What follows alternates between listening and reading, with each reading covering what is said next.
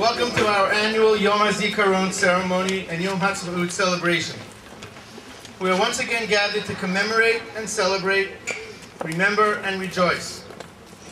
I want to thank everyone who has made this special annual event here at EBJC, and we want to welcome all of you that have come here for the first time. I especially want to thank our co-presidents, Amy Schoenfeld and Scott Alter, for their support, and to Rabbi Aaron Benson for his support. Tonight would not be possible without the perseverance of Morty Berman, Ilan Mizrahi, and the rest of the Israel Action Committee, and everybody that helped set up tonight's evening. I also want to give a special thanks to Lior Wolf, who gave a great presentation, and anybody who didn't get a chance to speak with Lior should speak with him and find out about his experiences in the IDF. A total of 22,570 men and women have been killed defending the land of Israel since 1860, the year that the first Jewish settlers left the secure walls of Jerusalem to build new Jewish neighborhoods.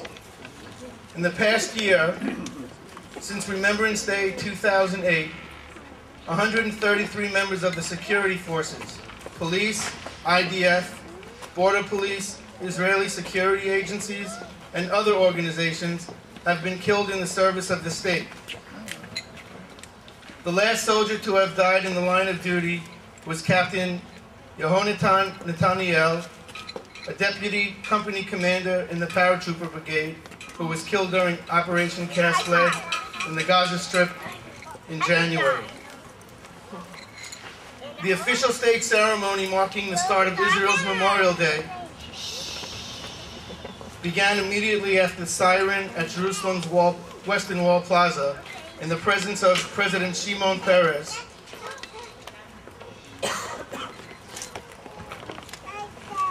Chief of Staff Gabi Ashkenazi, and bereaved families.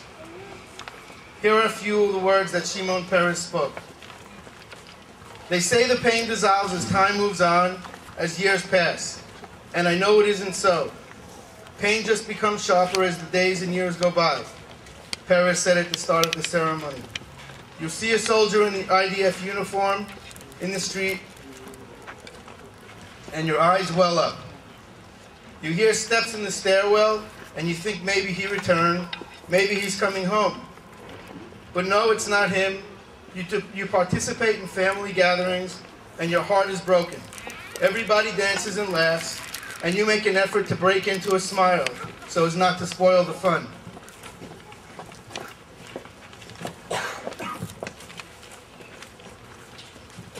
This year we lost the best of our boys and girls, some in Operation Cast Lead.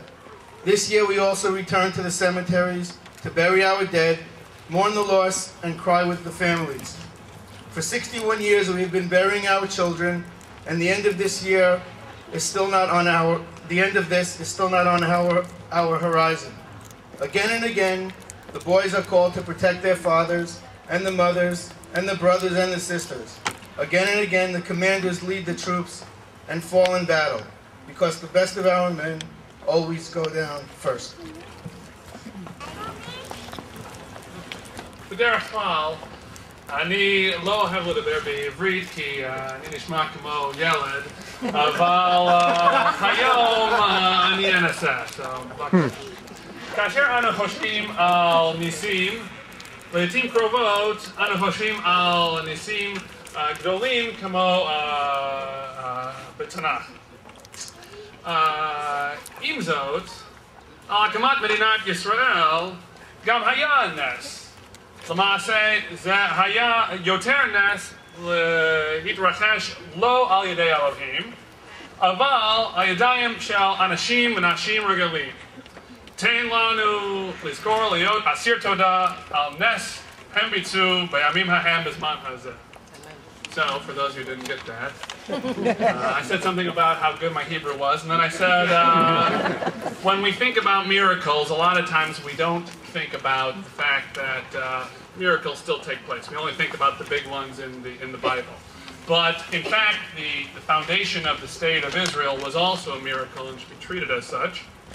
And all the more so because it didn't come about because God perform some parting of the Red Sea, but because regular people made it so. And so let us remember them and be thankful to them for the miracle that they created that we commemorate at this time. Hag Sameach, everyone. Hag Sameach. Thank you. Oh, I'd like to invite my dear colleague, who is with us from B'nai Tikva congregation, Rabbi Robert Wolkoff, who is here to share some words with us as well. ערב טוב. אני לא אשתדל בעברית. A famous rabbi once turned to God and said, I do not mind that we suffer, but tell me, God, assure me that I suffer for your sake. There are a lot of people who are suffering tonight, suffering from the most painful of memories, the loss of their children, defending Eretz Yisrael. And we have to ask the question, are we suffering for God's sake?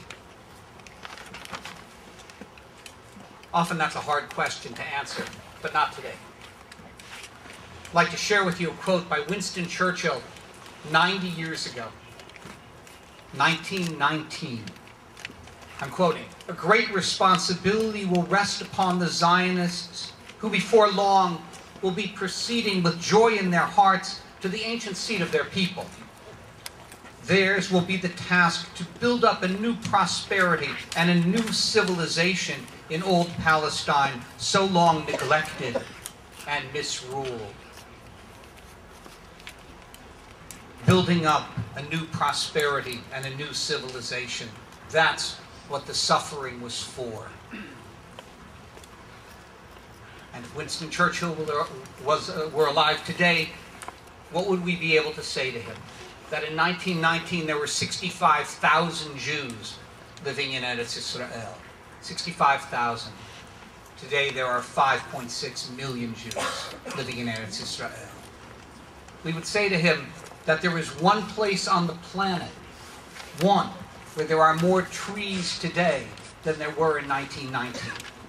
And that one place is Eretz Yisrael. We would show him computers and cell phones and explain that if not for great Israeli scientists and engineers, we wouldn't have these because they were invented in Israel.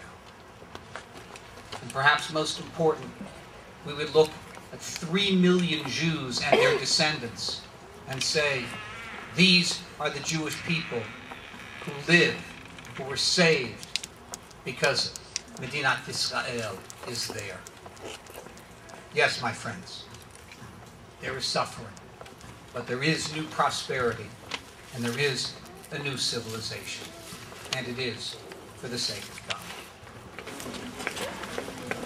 Oh, say, can you see by the dawn's early light what so proudly we hailed at the twilight's last gleaming, whose broad stripes and bright stars